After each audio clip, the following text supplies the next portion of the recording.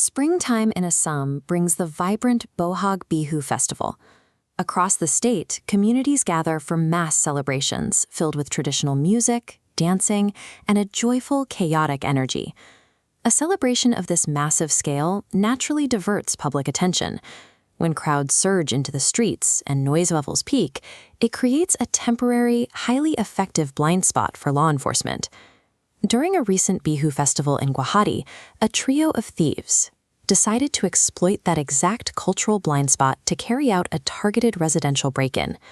The mastermind of the operation, 32-year-old John Mani Sharma, knew he needed a disguise to move through the city undetected. So he chose a highly unusual, gender-bending method to conceal his identity. Sharma draped himself in a traditional Assamese Mekhela Chador. By wearing attire usually reserved for women, like his wife who was accompanying him, he could blend seamlessly into the festive background. The disguise weaponized cultural expectations.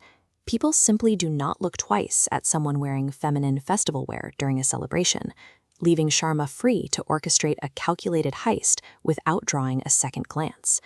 With the disguise in place, John Mani Sharma, his wife, and their accomplice Gagan Barman moved on their target, a private residence in Guwahati. Outside, the streets were alive with festive dancing. Inside, the trio conducted a quiet, methodical burglary, completely insulated by the noise. The group moved through the property and began building their inventory, securing stacks of raw cash and bundles of jute. They also stole multiple pieces of highly valuable muga silk.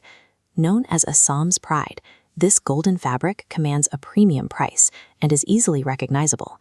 Finally, they secured the crown jewel of the raid, a significant collection of gold jewelry.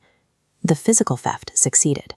However, walking away with highly identifiable regional silk and raw gold creates a complex fencing problem. Liquidating these specific assets required an unconventional solution. The traditional criminal protocol for stolen gold is straightforward: melt it down immediately or sell it to an underground fence at a massive financial loss to destroy the evidence. Sharma and his crew completely abandoned that protocol. Instead, they attempted a bizarre investment strategy. Rather than visiting a black market buyer, the trio pledged their stolen gold to a legitimate institution for a formal loan. This provided an immediate payout of clean cash while they technically retained ownership, effectively acting as legitimate investors. It is an incredibly risky move. A wanted criminal, fresh off a burglary, walked directly into a heavily monitored financial institution with stolen goods to sign official, documented paperwork. Attempting to launder the gold through formal financial channels tied their names to the stolen assets. They turned an untraceable burglary into a highly documented white-collar financial footprint. That documented footprint gave law enforcement everything they needed.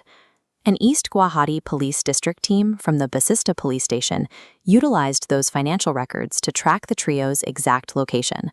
The police executed a raid, resulting in the immediate arrest of John Mani Sharma, the Nada Devi, and Gagan Barman. During the bust, investigators recovered the standard evidence you would expect from a burglary ring, including a getaway van, a small scooty, and a set of break-in tools. But those standard tools sat directly alongside the bizarre elements of their disguise. The evidence table featured artificial wigs, ladies' handbags, and the Mekhela Chador itself. Following the arrests, the Guwahati police issued a public statement, specifically warning citizens against misusing sacred traditional attire to carry out unlawful activities. The gang's failure illustrates a clear reality. Attempting to hide behind the cover of cultural tradition and the illusion of corporate investment only generates a highly trackable spectacle for law enforcement.